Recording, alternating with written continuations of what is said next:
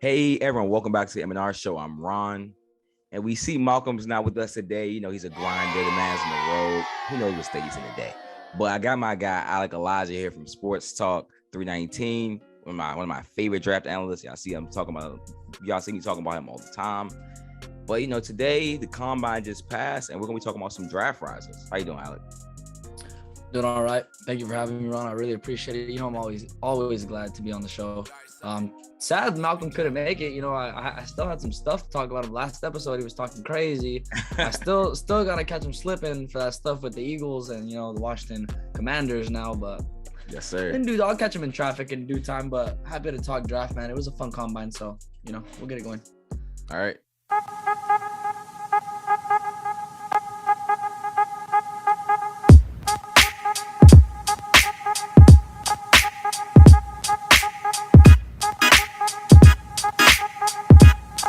So for my first draft riser, now there's a lot of talented defensive ends in this draft. Kayvon Thibodeau, Ojabo's getting love. George Karlaftis from Purdue's getting love. But one guy that's been rising in the boards and doing it rapidly is Jermaine Johnson from Florida State. Now the name might sound a bit familiar just because he was on Last Chance U with Coach Brown. He's from Independence. Yes, sir. So a lot of people will know who the guy is. He's coming off an ACC Defensive Player of the Year. Super tremendous talent. Everybody knows the story. JUCO. From JUCO, he went to Georgia. He was a rotational guy at Georgia. Really didn't find his place. Went to Florida State. And this season, he completely tore it up. Like I said, coming off a Defensive Player of the Year season in the ACC. So that's pretty talented. They produce a lot of very good linemen. His motor, I feel like, is one of the traits that's going to really set him apart from everybody else. He took on a heavy payload this year just because compared to what he was doing at Georgia versus at Florida State, going from a rotational guy to a guy that's naturally starting, it's going to be a lot. The snap count's going to rise up a lot differently. On top of that, he ran a 40-yard dash at 4.5. His 10-yard split was 1.55. I felt that was super. Yeah. I mean, that really opened eyes only because that was faster than Kayvon Thibodeau. Yeah. Which a lot of people are going to look at. His athleticism is crazy. He's listed at 6'5", 254 pounds, and he's got some solid flexibility. I feel like he's got, you know, solid length and wingspan. He measured at 82 inches. And he moved around. He can't just, you know, you can put him in the trenches. You can let him play DN, come off the edge, but he's also taking snaps at outside linebacker. Now, at 6'5", that's pretty good size for an outside linebacker. So he's definitely got a little bit of versatility because you can move him around within the schemes. And he's just, you know, you watch the tape and he showcases some great mechanics. I feel like he doesn't get sloppy at the line. He knows how to use his body control very well, which coaches are going to really like. Yeah, he put on a show. I was tweeting about him all day. I mean, everyone knows ICC, you know, everyone, he's just like, you know, right from last year, different school, but, you know, from the Last Chance U series. It's crazy because he probably had like one of the best Senior Bowls this year. Like, he was the talk of the Senior Bowl. So, like, I was kind of sleeping on him. Then it came back to Senior Bowl. I looked at some other stuff on YouTube about him. I'm like, oh, yeah, like, he didn't come to play this year. Then you talk about the awards he's got. He has the size. He was a 95 percentile athlete at the combine.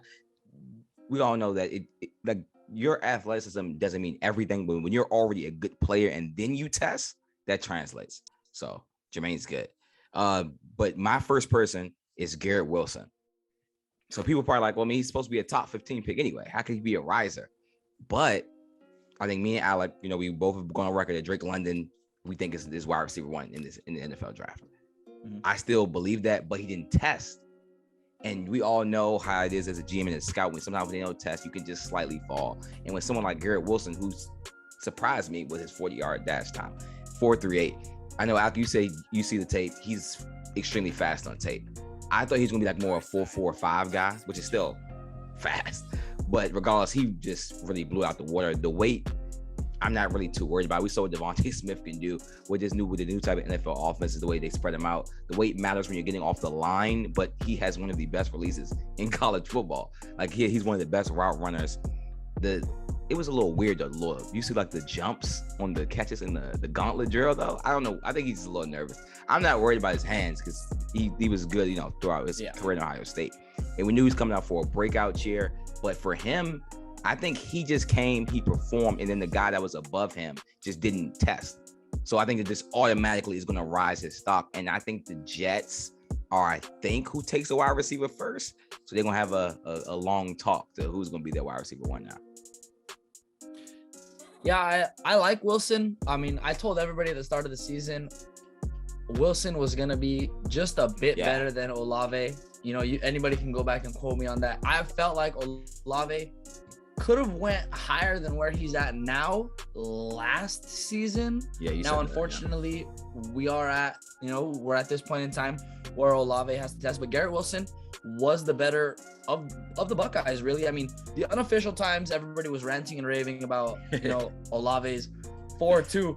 And I'm not going to lie to you. I was like, I knew that it was off. I've watched both of their tapes, you know, both of them tremendous vertical runners, but Wilson just has this acceleration factor and this extra gear. Now, granted, I like to call it velocity because when you get the football, I just feel like you're a faster football player, but you're running just in a straight line for the 40. Wilson still tested higher once the official times came out. Yep. And like you said, I mean, I thought, you know, both of them were going to test in the 4.4 area.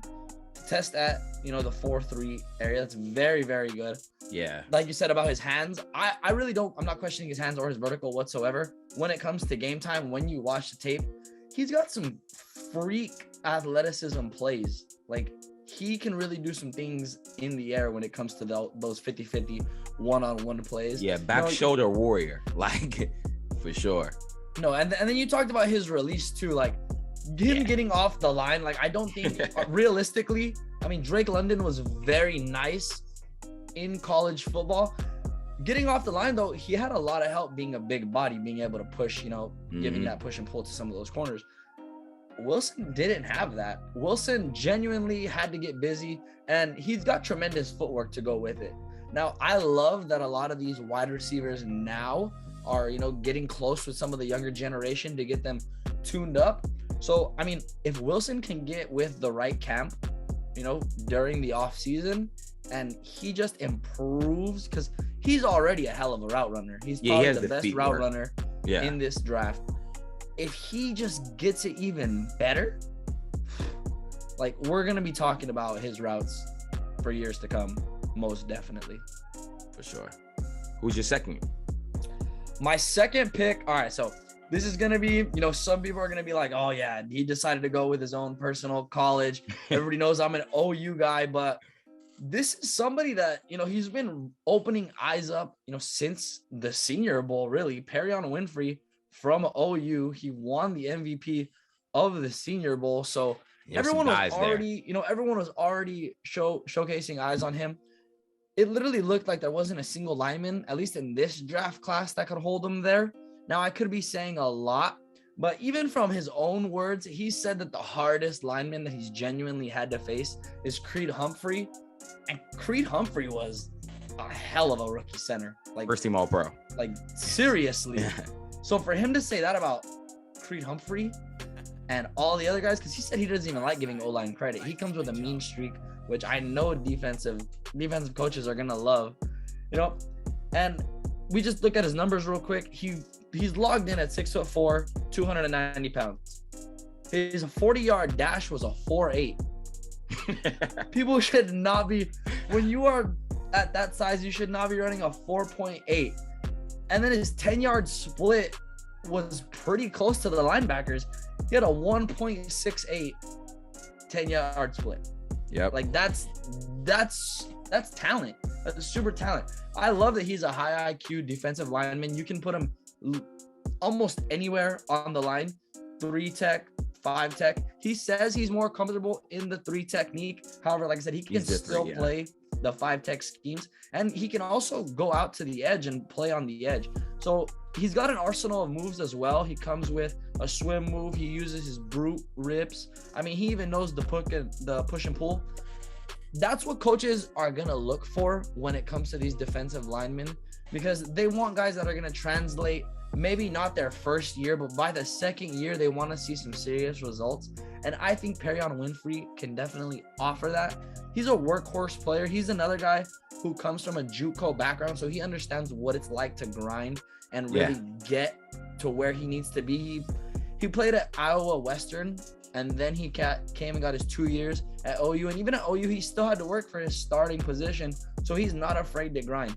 And just lastly about him, one of my favorite quotes that I've probably heard from this entire combine was they asked him, the Draft Network, they asked him how he felt about, playing alongside other people. And he was quoted saying, "I don't like playing with people that accept mediocrity. I only want dogs next to me." Now, he's a dog, though. If that doesn't fire you up as a defensive coordinator, if that doesn't have you opening eyes, come on, like, we really need to have a talk. I think he's going to translate like really well as a 3-tech. First, I have to go on record. This is probably the best interior D line class I've personally scouted.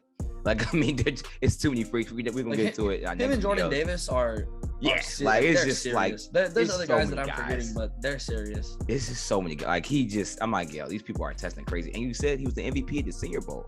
Yes. This year's Senior Bowl had some dudes. I mean, not that every year doesn't, but this year's Senior Bowl, if you watched it, had a lot of people at the combine and NFL draft prospects. And he was one of the best players there. Even though the O-line, okay, people are going to say the O-line that was at the Senior Bowl wasn't the best, but regardless, you have to come, you have to perform. Everyone did not come and perform to that level. He did. But my second player, before we end the episode, is Desmond Ritter. Someone that I've been looking at for a while. I actually remember asking you about him, I think 6 months ago. I was like, what do you think about him? And you were hyping his praise too. But I had to keep watching, and then I saw Cincinnati and all of their players. They have a lot of NFL players coming up. So I'm watching him. I'm like, okay, he's a pretty good player, pretty live arm. Remind me of Dak, actually, a little bit coming out of, when he's a little farther ahead with the athleticism and the processing speed than Dak was. But I think that's his transition, like year one, a Dak type rookie year. And his combine performance, 95 percentile athlete as well. So just overall, he ran a 4.49, 95 percentile at the 40-yard dash. He's 6'3", vertical was 36 inches. Like, it was just broad jump was in the 96 percentile. Like, he just tested amazing. Like, he really helped. He's NFL ready. Like, yeah, he's just NFL ready. Like, he's genuinely, he's one of the few, like, there's a lot of prospects that they can say are NFL ready. But this, to me, like, Desmond Ritter genuinely is an NFL ready quarterback. And his whiteboard with Mariucci, I watched his whiteboard, was like, he got the concept, and this is West Coast game, but like, they're not gonna really post by you messing up. But regardless, to see that, I'm like, okay, so his whiteboard's good. He's clearly was a team leader on offense at Cincinnati, so we don't question the leadership. It's also why I compared him to Dak. So he's a super intelligent guy. I think he has it. I'm really interested to see where he goes now. He probably has maybe thrown himself in the first round, the bottom, but I think I don't know off the top of my head, but a playoff team, again, he just, to me, seems like he can have a Dak Prescott-esque rookie year, where if he gets in the right situation, a team can really make some noise. So I think he really rose his stock. I think he was like probably around like consensus like 40-ish, 45-ish ranked prospect. He's probably going to move into the back of the first round based on QB value. Yeah, no, he's definitely raised his stock. A lot of people that didn't have him in their top 10. Now, everybody knew I had Ritter in my top 10. He'd been in my top 10 even before the season started. I said this was going to be the guy that takes Cincinnati to the promised land. This is going to be the guy that takes them to the next level, to where they need to be. And as crazy as it sounds, a lot of Cincinnati's prospects, they owe a lot to Desmond Ritter for making them must-see TV, for putting eyes on them, sure. Really. Because, I mean, really, Desmond Ritter was the leader of that team by far. There's no questioning about it. I mean, he showcased immediate intelligence. I felt like, there are those bumps in the road that some people may see, and some people are going to question, well, what talent did he really play?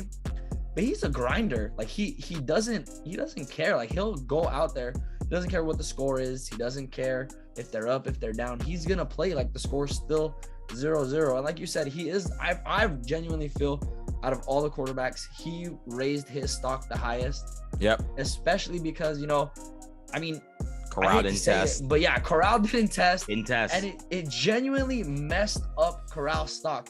And I'm watching. I'm and the thing that sucks in this situation is Corral's a great leader, but I'm watching his interviews and he just has a speech barrier that just holds him. And it just, in the NFL, you have to genuinely be vocal about everything. And Desmond Ritter went into every single interview with full-fledged confidence. I mean, yeah, he has swag though. Like, clear swag. He said it himself, like, I'm NFL ready.